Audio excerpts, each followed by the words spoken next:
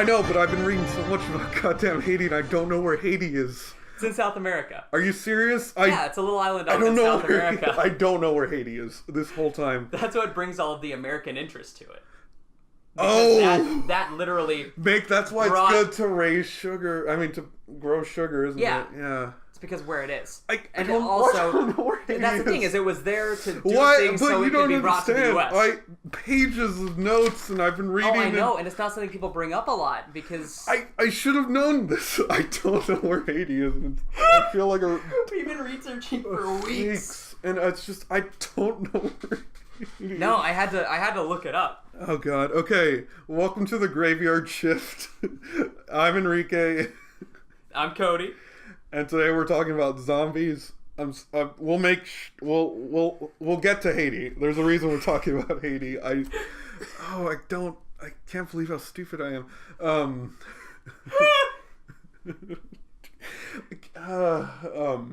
Somebody actually had to tell me that. Oh. So I guess that does show how little people do know about the Haitian zombie culture. Exactly. So anyway, we kind of fell down this rabbit hole because we wanted to do an episode about zombies, or I wanted to do an episode about zombies because I've been like really into zombies my entire life. Like I've just loved watching movies, watching TV shows. I love the Walking Dead TV show's first season. Where they cut the budget and fired the good director. Yeah, and I loved the Walking Dead comic book up until issue 100, where they really were just dragging on the deaths, and like it stopped being surprising and interesting. And I really loved Romero's movies up until Land of the Dead, where it was like really stupid and CG'd. And it's funny that this happens because these things get to the point where they should die, yeah, and then they keep going like a zombie. No, but I've always liked the idea of zombies, and there was a point where I was a stupid, anxious kid, and I was actually afraid of what I thought was the inevitable zombie apocalypse. Fucking small-minded child I was, and. Oh How old were you? I was like 13 at the. Okay. I had to be 13 at the youngest, 15 at the oldest. It would keep me up at night, and there was one time I was walking down the street and I saw this just shambling person with sunken eyes coming towards me, and I was legitimately terrified. I was frozen with fear. I thought it started. Yeah, you thought this is it. This is it, man. And that was that integral moment where you realize if it's the running kind or the shambling kind. Yeah, but it turns out I'm a dumbass and it was just a sad old man. But geez, how do we even get back to Haiti? So for those of you who don't know, zombies. It's not an American thing. It's not an American thing. It's not The Walking Dead. It's not Plant vs. Zombies. It's not even a Romero thing. It's not even a Romero thing. It's kind of.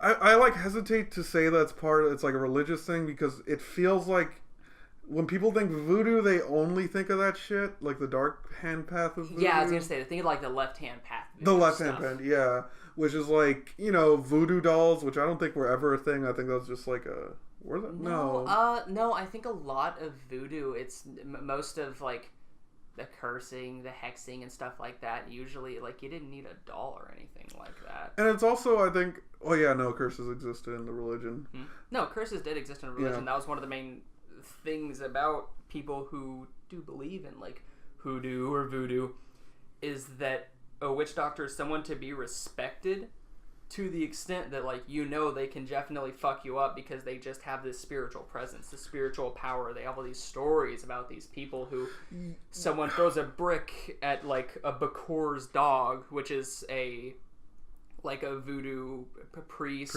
Or almost a magician. Witch doctor isn't the Bakor. Well, no, they're good Bakors too, right? Yeah, they're good Bakors. But you could take the.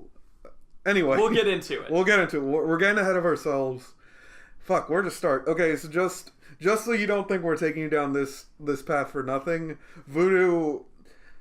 Just the short summary is zombies come from the concept of a zombie comes from the voodoo religion, and we're gonna take you to how and why. Yeah.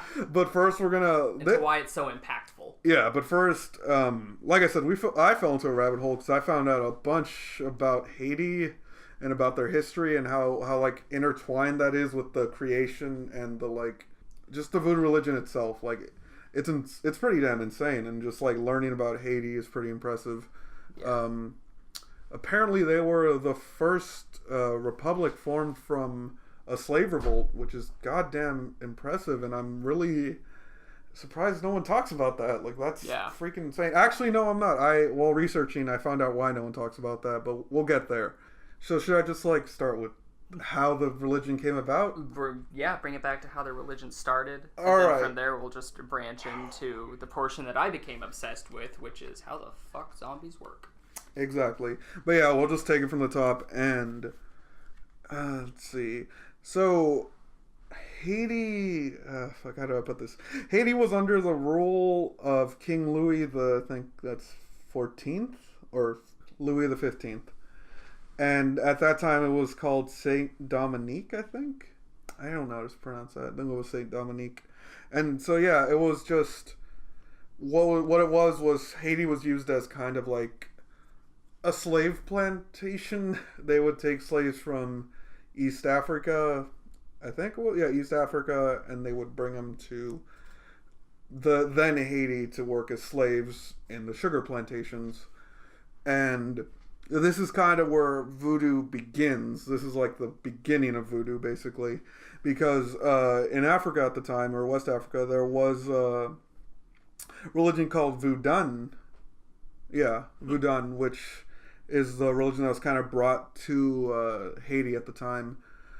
They had these King Louis had the thing called the Noir provisions, which basically were the laws that the slaves had to live under.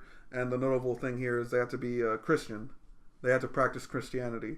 So, of course, they didn't want to do that. They wanted to practice their own religions, and that's kind of how voodoo came about. Voodoo became this kind of branch of voodoo that was kind of practiced intertwined with Christianity as a way to hide it. So they would use Christian symbols and some terms even in order to hide the fact that they were secretly practicing voodoo. Yeah. Which is pretty interesting. And another thing I found out was that so in Haiti they speak a Creole language, and a Creole language is a language that's composed of a bunch of different languages and then eventually becomes its own like individual language. But because of that, a lot of the terms in voodoo are derived from French words. Like their god Bundy is a bastardization of, I think, the word Bondi, or like it's a French word like Bondi. Oh, Bundy? Bundi, that like means a god or a creator, I believe. Mm-hmm. Which is interesting. I had no it's just the way things like kind of over time, you know, because they were under French rule, so like all the terms, and this is one sort of bleeds in there and creates something else. And so that's kind of how the religion started. You have a lot more about like what the religion is itself, right? In relation to zombies, yes. Oh, okay. So I'll just give a preface for like the main ideas behind the religion, or like the concept of like, so their god was Bundy, and he was like the supreme creator, but he wasn't really, I guess in their mythology, he wasn't really like active in the mortal world. Mm-hmm. He has his plane of existence. We have ours. Exactly. And he just kind of like is like left the humans to do their thing. But he has spirits that work under him called Iwa and Lua. Iwa or Lua. Yeah. They're sort of like they're the intermediaries between us and the Bundi. Yeah. So basically we communicate to them what we want, what things we want changed or anything like that, and then they kind of go over there, sort of tell him the whole gist of it and get their permission to change whatever. Okay. But they are spiritual beings. Yeah, and so that was going on. That's how the religion started developing, but yeah, as I mentioned, like, I mean, this is just going to be a truncated history of Haiti, like, for the sake of trying to get us to where we're going to be talking about zombies. But the main, like, takeaway here that I wanted to really bring out was the fact that when they finally did decide to revolt, they actually performed a ceremony that was known as the Boys Cayman. I think that's how it's pronounced. Mm-hmm. It was a voodoo ceremony where they pledged to fight for freedom, and and start the revolution, basically, for the island. And this, I think in the ceremony, they sacrificed a pig to the god Azil Dantor, which is, I think, the god or the Iwa of vengeance and rage. And then... That's so badass. Yeah, and basically that's what they did, and they fought for, I think it was... let's see, I can do some quick math. Like probably a decade to try to like free themselves. Yeah, a lot of things were happening at the time, and it took a couple waves. It was actually really interesting. I actually went out of my way because I got like really fascinated by this stuff. I went out of my way to find like a documentary about it, and they were talking about how like it was a really long process of like different like fights, but it's just insane, man. Like, it's insane that they fought that long. Yeah, it was really weird, and it's actually pretty damn messed up. Because, like, it's one of those tragic things, too, where, like, it was one of the leaders was, like, a former slave that had was pretty loyal, even though he decided to rebel. And he was even trying to, like, argue with his other rebels that instead of, like, complete freedom, that they should, like, try to make a treaty where they're still working. They should try to meet in the middle. Yeah, but, like, the people at the time were so fucking dense that they were like, they wouldn't accept that at all. They're like, no, you have to be our slaves, no like preference. Yeah. You're like under whatever, you're just under our rule no matter what. And like that's after that attempt they're like, okay, fuck it, we're going full rebellion. Yeah. But it's just insane to me that like, I don't know, man. It's insane that humanity lost out in that situation. I know, right? Like people can't have the fucking decency to sit there and be like, all right, yeah, you're people, we're people, let's try to find the middle. They were like, no, you're property. Yeah, no, it's pretty fucked for it. Because even after they rebelled, I was going to mention this. Part of the reason the voodoo religion was vilified in America was because in general, countries that had slaves at the time didn't want to recognize them as a country or as like a republic, because they didn't want people to think that they could rebel, their slaves. Yeah. Which is part of the reason why voodoo was made to be like kind of a horror thing or kind of like a kitschy thing in America. The legend of the boys came in ceremony that they performed to gain strength was basically that it made them like invincible and able to fight for days on end. It gave them the power to do that. Exactly. And it was like people were so afraid of that like ceremony and the power of voodoo that they like sought out to make it this like cartoony or villainous thing that they were warning people against and to fear, basically. Yeah, pretty just to steer clear of. Yeah, but yeah, because of that, like the other repercussion was that like Haiti had no like capital, like they had nothing to barter with. They even were like, I think the king fined them, saying that they like owed him money for the freed slaves, that they took it, like they took his property. It was pretty bad. It was just god awful. Yeah, and it's pretty rough. Haiti had a rough time. They even like had to. It sucked. They were having a lot of political problems at the time too with their people and rules. Some people were like, we should just be subsistence farmers, farm for ourselves. Other people were like, no, let's continue to farm cane so we could actually have like something to trade and like have an economy and be part of the world like government or like be part of the world economy. And it was like a weird thing where they almost kind of had to reinstate slavery for themselves to get people to go back to the field. It was a big mess that it's just goddamn history, man. It's crazy, and it was just the perfect storm to create this religion. Yeah. You know what I mean? Yeah, no. This couldn't have been made by any other situation. Exactly. Or at least this branch of, like, voodoo. Yeah. But I just wanted to, like, really emphasize how much, like, voodoo took part of, like, this revolution and how, like, important it was to them. And how culturally important everything related to it is to Haiti. Yeah, like, because I feel like we have a very, like, cartoony view of voodoo as a concept in America. Yeah. And then, like, I don't know, man. It's just insane. Because it's just a religion. It is. It's just a religion like any other religion. Like, I just want to preface with this just so we're getting into the meat of, like, what this has to do with zombies. But, like, that's all anyone knew about it. Like, I had no idea about any of this. Yeah. And it blew my mind to find out, like, all this history and power that voodoo had. Yeah. Yeah. Most I knew about it was, like, the zombie powder and stuff like that. Oh, and yeah. I really didn't know much about voodoo. But when you look into it, it's very distinctly important for this group of people. Yeah. Oh, yeah, but I think you start talking about, like, the Bakors. Okay. So, the English word zombie was first recorded in 1819 in the history of Brazil by the poet Robert Southey, who was written there as zombie, Z-O-M-B-I, and it was kind of a mix between the Congo words for Nzambi, God, and Zumbi, fetish. But no, it doesn't mean what you think in this context, right? No, it does not. Okay, cool. It's more like, how'd you describe it?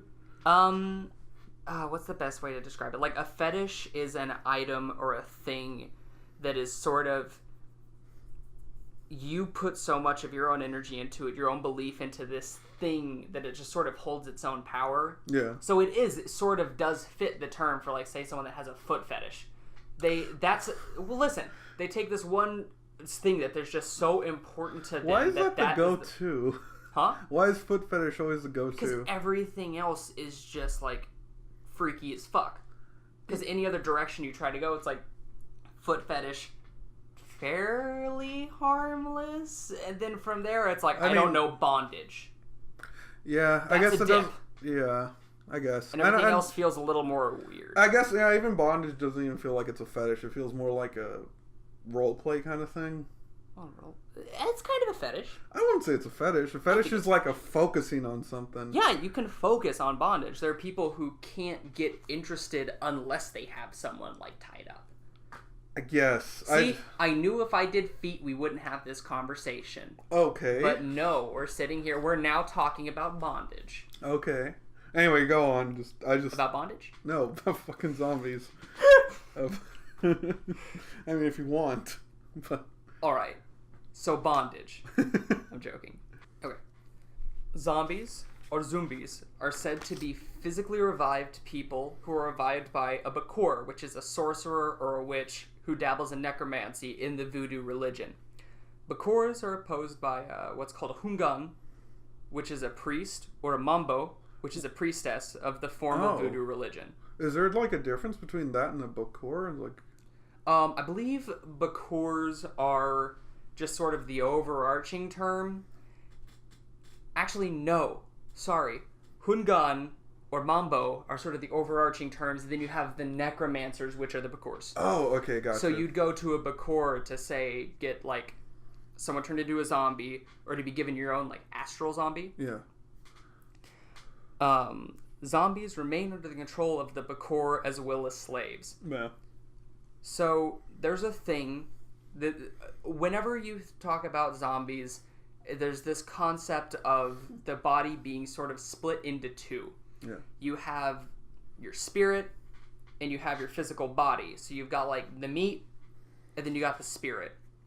One of the things that can be made is what's called a zombie astral, which is, like I said, the astral zombie, which is the spiritual portion of a person is taken out, which is what they say with zombies, is that somebody takes their spirit, pulls it out of their body, they keep on to that. As long as they have that astral, the person's under their control. Oh. But also, one thing that they can actually do is take out just a portion of somebody's astral zombie, seal it in a bottle, and give it back to them, and then they have a little more control over their fate or something like that. So the whole idea of zombie isn't even just something where it's like you are a slave. Yeah. You're sent to go work in this field as a mindless zombie forever. It's also that other portion where there's a little bit of right hand to the left hand. You can have a little bit of this positive magic in relation to this negative magic. Oh. It's just how people use it. Yeah, exactly. Kind of just like... But it's also claimed with the astral zombie, if you do get a portion of it bottled for yourself, God will eventually take it. So, like, it eventually leaves, you no longer have it anymore, so a zombie astral doesn't last forever. Oh, shit. So I guess that is one of the things... Does it have, like, does it look like anything? If you had a bottle... The zombie astral? Yeah, if you had a, like, clear bottle, would you see anything? No. Oh. But they use decorated bottles. It's one of those things where... I believe, I might be wrong. There might be people who claim that they can see them, but I feel like it's almost plays with the idea of interdimensionality. Oh. It's kind of a similar concept because you have this other plane of existence, which is where Bundi is, and then you have ours. We can't see Bundi. We can never communicate with Bundi. We can never directly relate to Bundi. Yeah. his place is probably kind of where the spirit astral is visible. Yeah.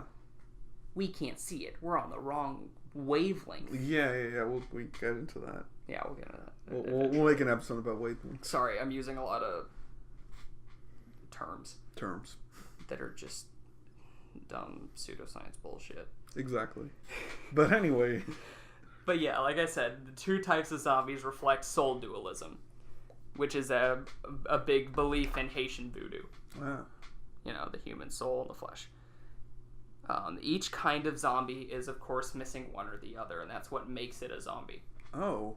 Bakors are linked to the voodoo they serve through a lua, which, like, the lua they have is sort of the one in both hands. So you have the left and the right. They sort of dabble on both. They can jump from one to the other.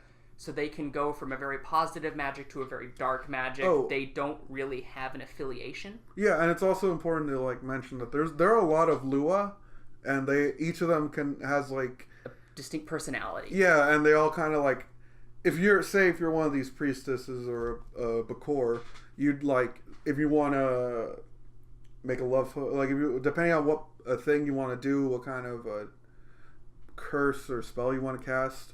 You would talk to a different lua, and you'd be like... You channel it. You channel them, yeah. You would get, like, possessed, right? Yeah, it's sort of like a little small pseudo-possession where they go through this whole, like, ceremony, and through doing that, they give these lua a way for them to communicate with our plane by sort of attaching to somebody's body and using their body as a vessel to speak through. Yeah. It's really weird. And it doesn't make a lot of sense until you physically see it, until you watch like a video of it happening. Kind of like Jeff Dunham.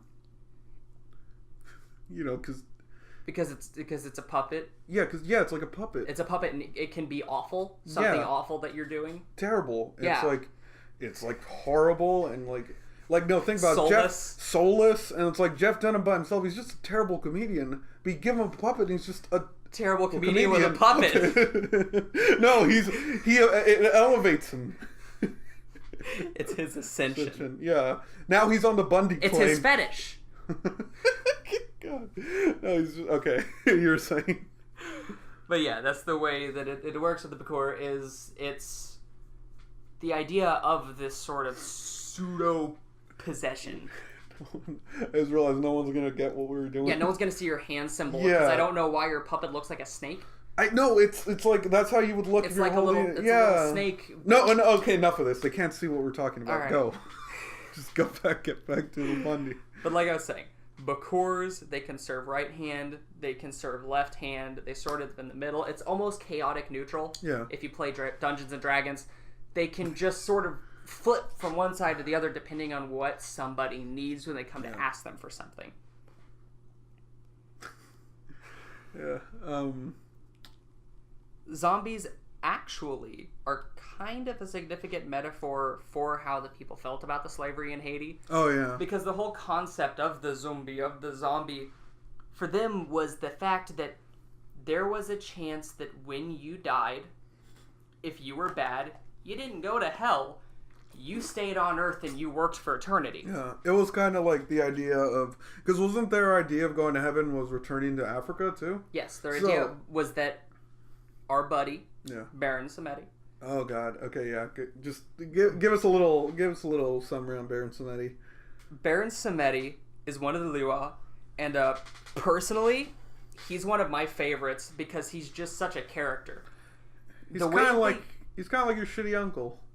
Yeah, he's the alcoholic sort of demigod of death. Yeah. He's the guy who he shows up, he digs your grave, he puts you in it, he takes your spirit out of it, and from that point on, it's sort of his decision whether to say, like, you're an asshole, you're going to stay here, you're going to work forever, and you're just going to have to sit in your body and just do that, or I'm going to take you back to Africa.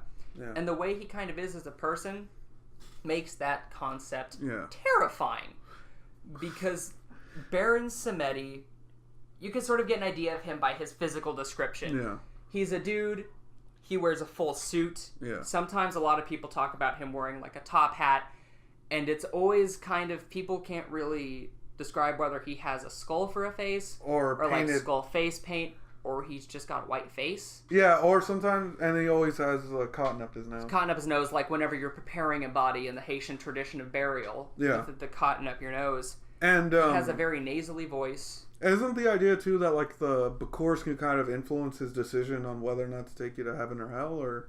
Yeah, they bargain with him with, funny enough, cigars or alcohol are the two things he really likes, and that's one of the things about when you're dealing with Liwa or Aniwa is there are specific things they like, specific things you can give them to sort of gain favor, and with him it's booze.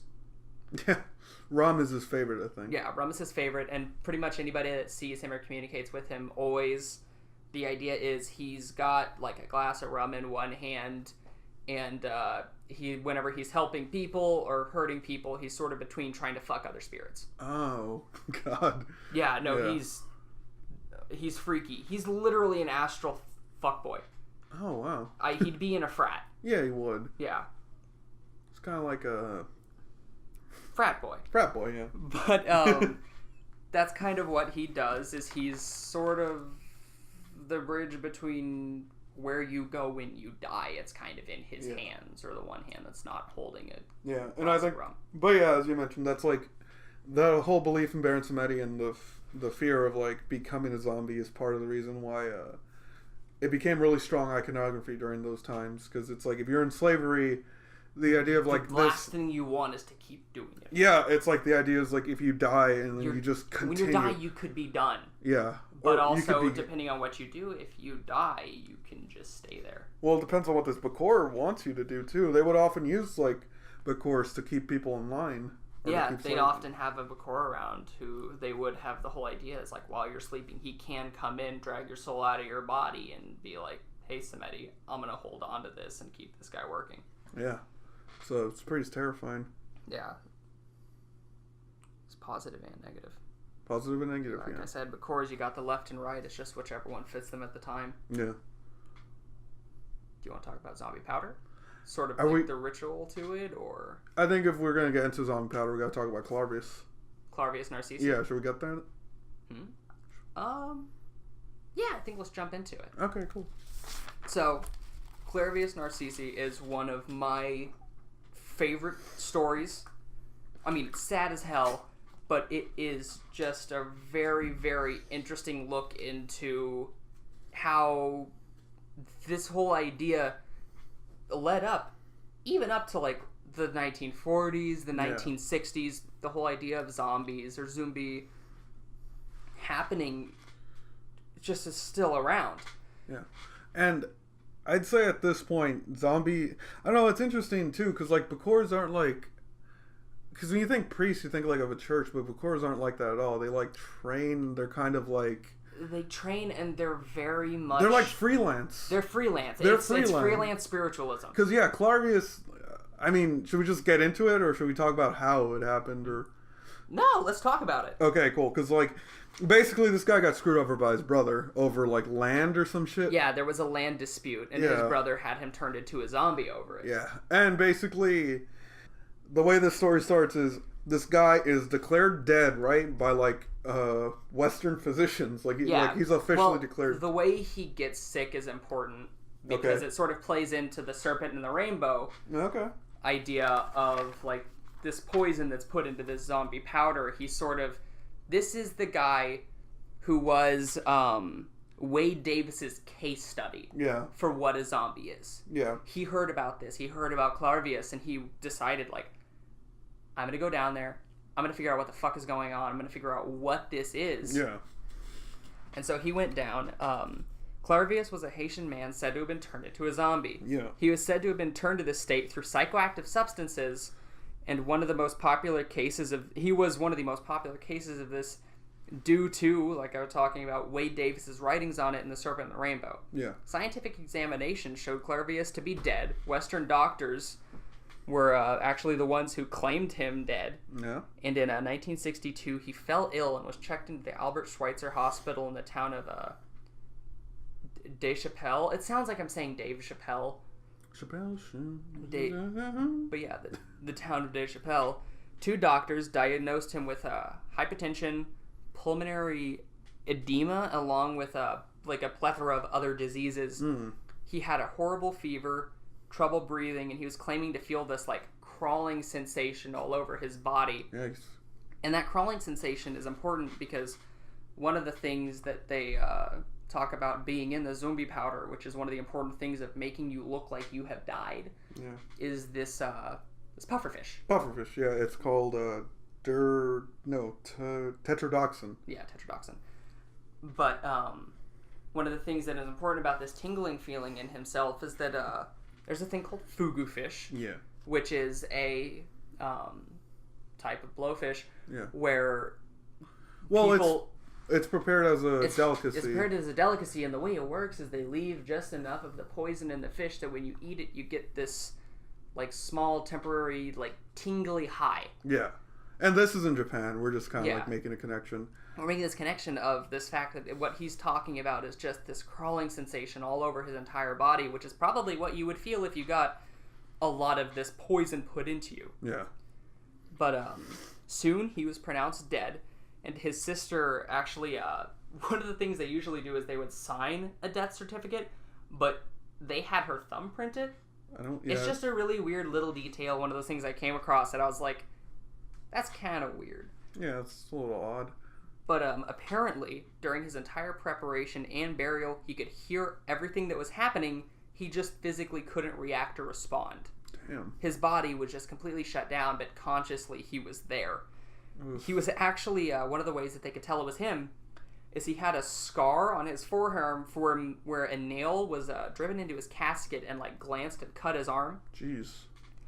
And the night he was buried, from there he was taken to burial, unearthed, and profusely beaten by a Bakor and some other people. Jesus, why'd they beat him?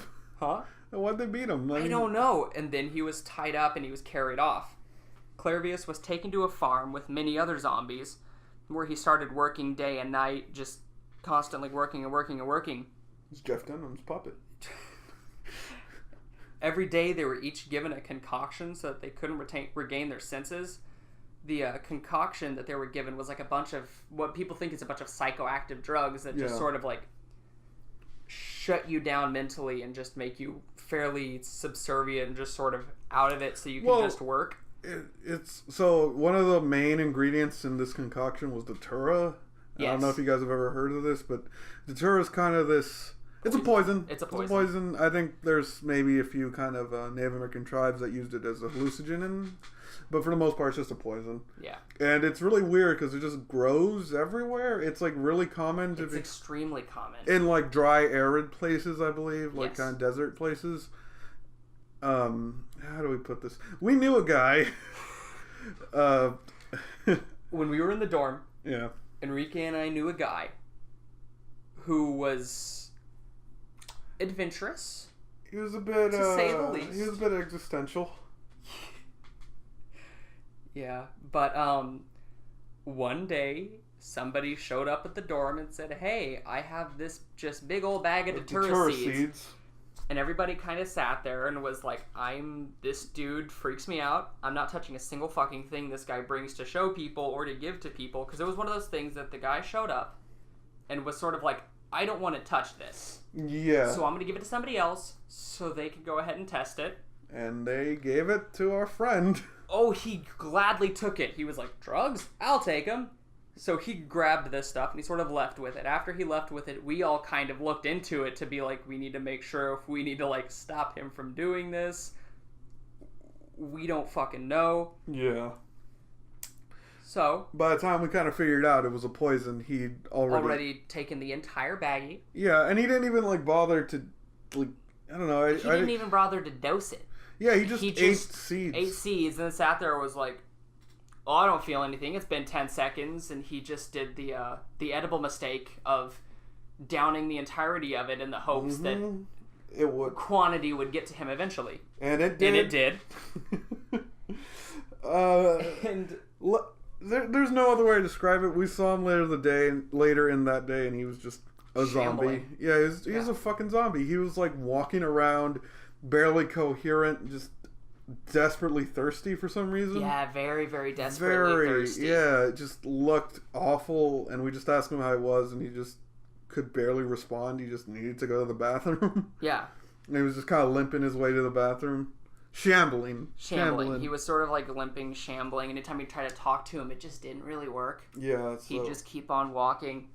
And eventually, it was the next morning. I went ahead and fell asleep before he did. He ended up in my room, in like my roommate's bed, and he was laying there kind of facing the wall when I woke up and talking very audibly and very loud, like distinctly, like he was trying to talk to somebody with his eyes closed, aimed at the wall, talking about, I think it was books. I think he was talking about books, and I asked him, like, dude, are you okay? And his response is just, it'll make me uncomfortable to this fucking day. He said, I kill you, and we went to school with Jeff Dunham. No, he looked... Sorry, I can't let this go. He looked at the wall, and he responded to me, dude, you need to be quiet, I'm talking to somebody.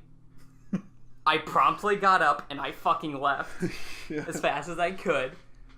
But it was interesting to see how much he just lost his humanity. Well, he couldn't read after that for a while. Well, due to eyesight loss. Yeah, he just couldn't see very well after that. He was just walking around normally, but he just couldn't. I remember we saw him in the hallway. We're like, hey, man, you alive? And he's like, yeah, I know, I just can't read. We were like, what the hell are you talking about? And he's like, I can't see the words, man. Yeah, I can't see the words. It's like the phone's in front of me and I can't see anything. And I'm just like, oh, do you need... Maybe you should sit down. It's like, no, I gotta go do a thing. So he just left. And I think... Well, he survived. God bless him, he survived. Anyway, don't do Datura. Don't do drugs. Don't do drugs, kids. But yeah, so where were we? Sorry about that tangent. All right. Back to Clarvius. The thing we were talking about, the Datura and all those other things, that concoction eventually failed, leading to a severe beating of one of the captors by one of the slaves, one of the zombies. Basically beat him half to death with a hoe, allowing Clarvius and everybody else to just get out of there. And at this point, Clarvius had been in this plantation for about 2 years. And while on the plantation, during one of his moments of like sobriety, he learned why he was poisoned, and was like we said, because his brother had him poisoned over a property dispute. Yep. So once he was free, he still didn't have it easy. It actually led him to have to be homeless for an amount of time because his family was living with his fucking brother, and he didn't want to show back up. During the time he was homeless, and he asked for money and food until he heard about the passing of his brother. And then once that happened, he returned to his family, and pretty much as soon as he got back, everybody was freaking out. Yeah. He was tested by a psychiatrist, Lamarck Duyon. And they put him through, like, the ringer. Like, they put him through the ringer. They gave him all kinds of tests. They had witness testimony of about 200 people to come in and say, this is Clarvius. This is him. He's been gone. Like, how the fuck did you get him back? Also, they just did tests that, like, were things only he would know. He passed that shit with flying colors. Jeez. And when approaching his sister, one of the important things is he used a childhood nickname that, like, only he and his sister would have known. Yeah. And that they only used as kids. Damn. Super spooky shit. Little healthy bit of skepticism. I think most of this is, like, just hearsay, right? Or just, like, isn't all this... I don't know, because, Wade Davis talks about it. Oh, yeah, good point. And also, I feel like just an entire town probably, even if it's not real, they all believed it. Yeah. They all thought this was real. I think it's real on some level. I think the fact that he was kidnapped and taken somewhere else, forced to do work for a long time, and then finally freed himself, I feel like that's real. Yeah. But I don't know how much of this whole, like, zombie brainwashing thing is real and how much of it is just belief. Yeah. Just a very distinctive belief that this is what's happening. Yeah. But, so he just, I think after he got back, he just kind of lived his life. And died. Yeah. He is no longer with us, so. He lived to 1964, I believe? Yeah, I think so. 1962? 4. Yeah. It's a 4. It's a 4. Sorry. My handwriting is awful. Basically, Wade Davis wrote a book about him, and the big takeaway here, besides, I mean, that's a ridiculous story. Yeah. Yeah, it's like, geez. It's a fucking ridiculous, crazy story, and those kinds of stories are all over Haiti. Yeah.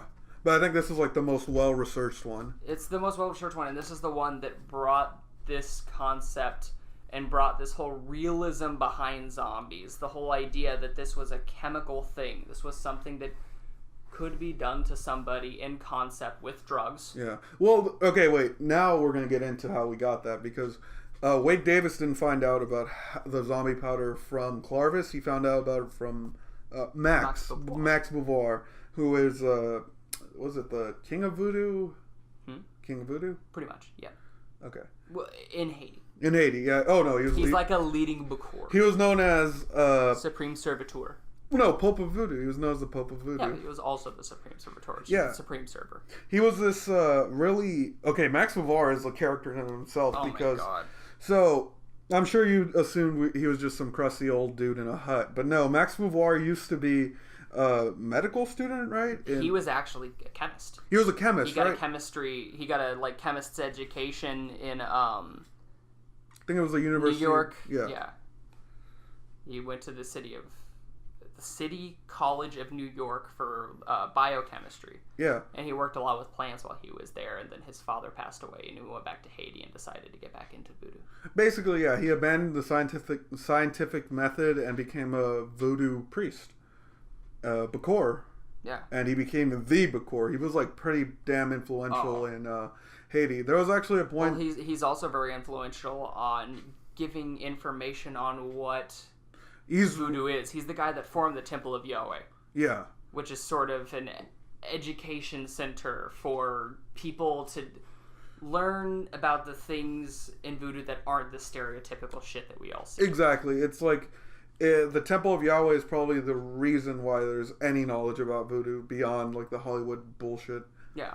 And yeah, it's about fixing the misconceptions about voodoo. He was insane. Like there was a point where like there was a lot of there was lynch mobs out for Bacors and practicing voodoo priests because of an outbreak of, I think, cholera, which killed like thousands. Yeah.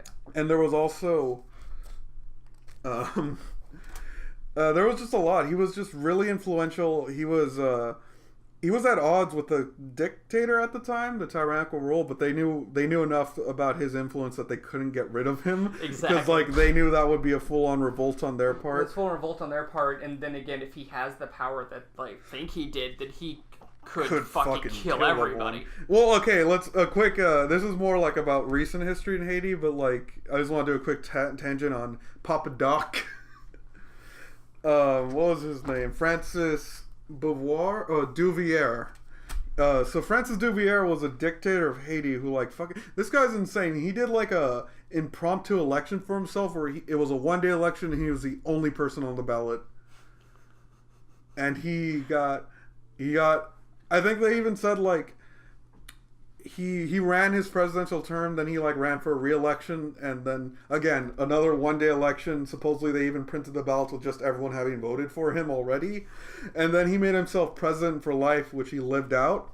But the thing that we can tie this back to what we're talking about is he liked to dress as Baron Samedi, just to like build this cult of personality around him, and he even had his like personal guards act as though like zombies. Yeah, like they were his own zombies, and it's insane. Like this horrible dictator who's like responsible for like 60,000 deaths was playing dress up.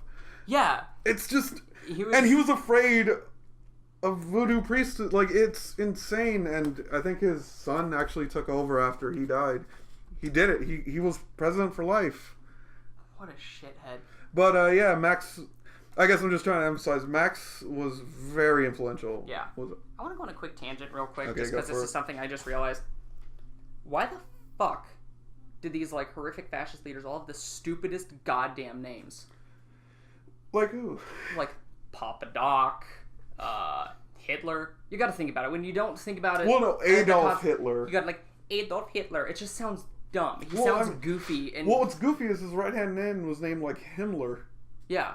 And then it's like, I mean, they're very scary people. You know what? They're probably just angry they got really shitty names. Maybe. No, like even Mussolini had a goofy name. Oh god, Mussolini. My sisters named a stray cat Mussolini, so I grew up thinking Mussolini was like a cute name. We used to call him Moosey. And he was like this big fat cat that would like fuck every other stray cat in the neighborhood. that Mussolini was just reborn. Yeah. Jesus. Pol Pot. Pol Pot. Mao Zedong. They've just got all these like doofy little names. Stalin. So if you ever see a person with just a goofy ass name who seems angry or didn't make it into art school, don't laugh at them. Don't trust them. Call the police. Call a person of authority. Get them taken care of. I mean, just keep an eye out for any goofy names, and there's going to be plenty of them coming. Any angry little chubby man. Yeah. That wants a position of power, or like I said, didn't make it into art school. Saddam.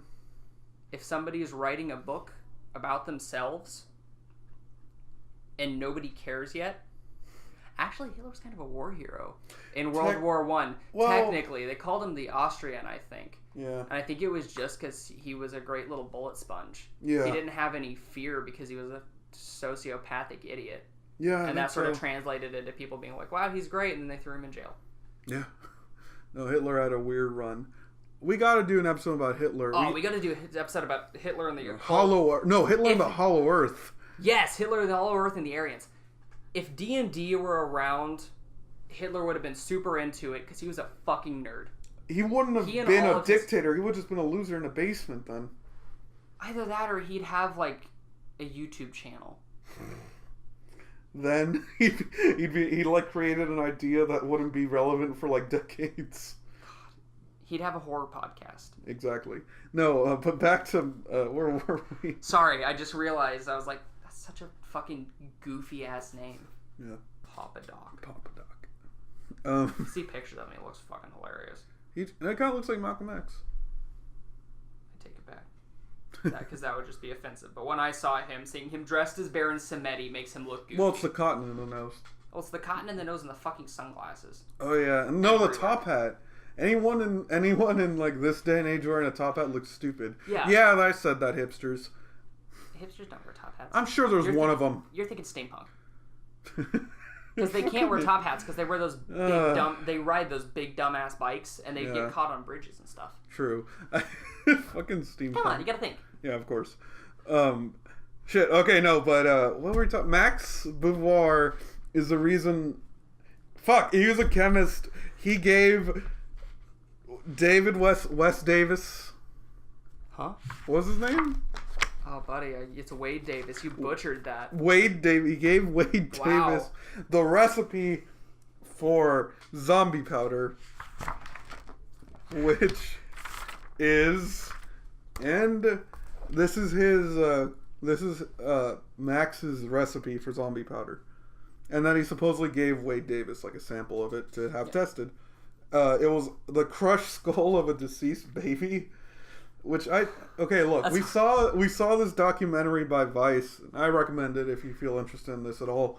Yeah. About I don't know, the zombie of Haiti. It's them trying to get a hold of this zombie powder. Yeah, and there's just a part where like they're talking to a Bakor and they're at his like workshop where he said he's working on it, and they have like a little tiny baby coffin.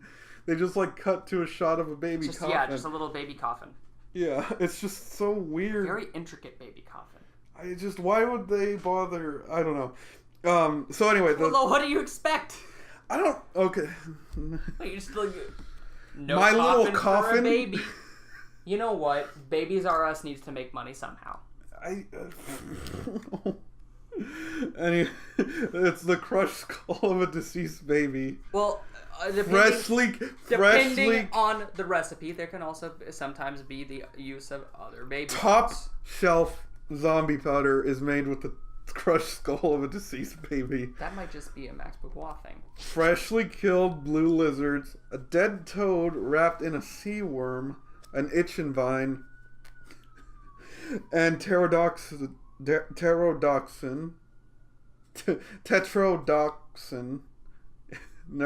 which is a nerve poison found in the liver and reproductive organs of a pufferfish.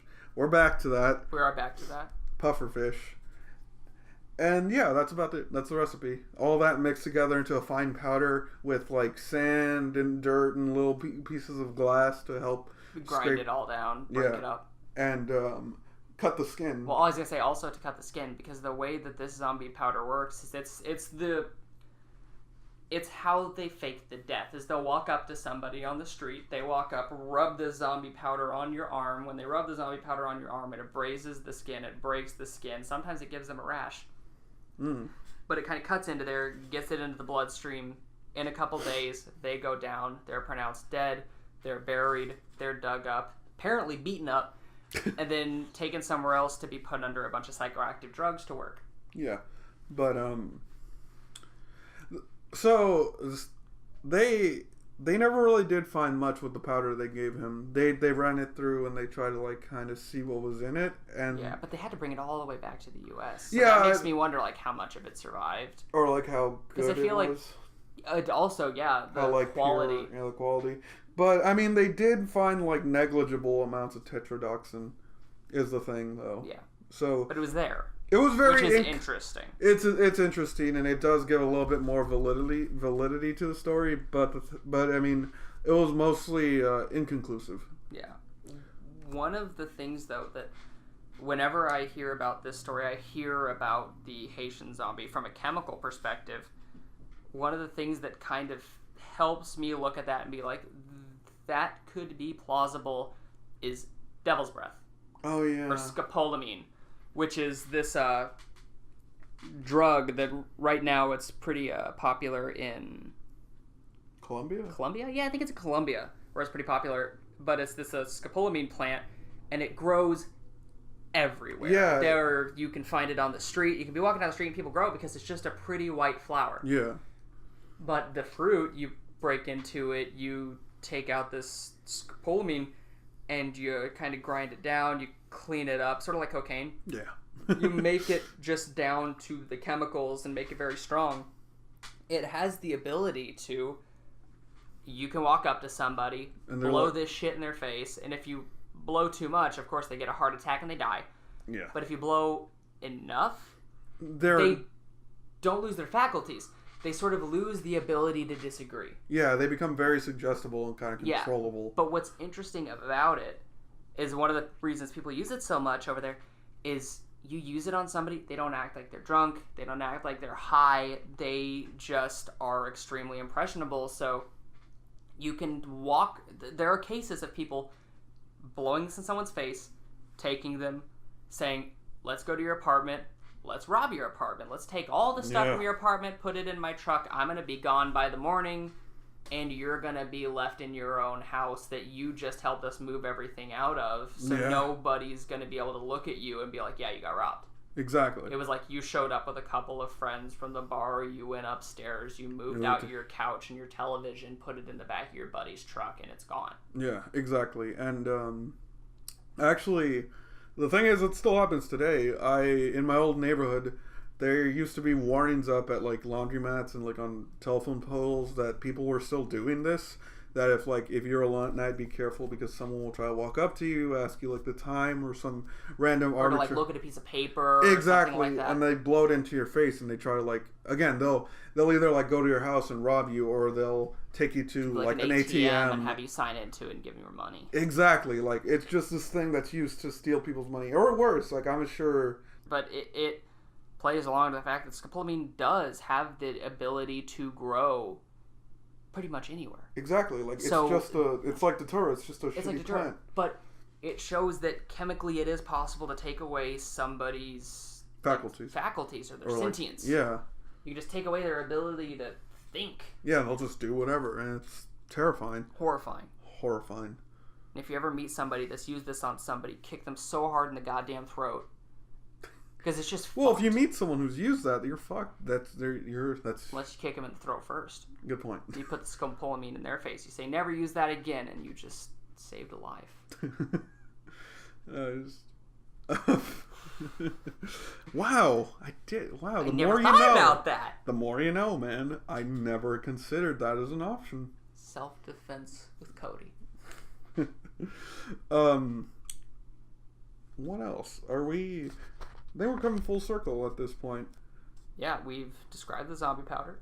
Yeah, we kind of described like a case of the Haitian zombie and sort of how the voodoo religion sort of started. The last part I guess to mention is that, as I mentioned before, Haiti revolted. The slaves revolted, and they got their freedom. A lot of countries were terrified of this happening with their slaves because African slaves were pretty prominent. Yeah. America's take on that was they tried to vilify voodoo, and a result of that were horror movies like White Zombie, I Walked with a Zombie, I think it was called, and just these like really not amazing black and white horror films where they were just basically like, oh, I'm gonna take your wife because now she's my zombie. Also, there's this black man here who's helping me do that. Exactly. Yeah, but they were like vilifying it as kind of a way to make it like this dumb thing. And that's sort of like how it flowed over here, is the like the idea vilifying of a zombie of it, and that eventually led to the zombies we have now in the U.S. Yes, the idea of the zombie. Yeah, and because of our buddy George Romero. The fucking legend. The legend, the man, the legend, rest in peace. And we'll get into that on the next episode. But if you made it this far, thanks for listening. We really appreciate it. We do. Yeah. And if you still want to hear another episode of Dogscape, hit us up and tell us. Alright. But remember, the Dogscape never forgives and never forgets. Or what was the line? It was, no, we don't. I don't have it memorized. Damn it. Alright, well, thanks for listening. Have a good night.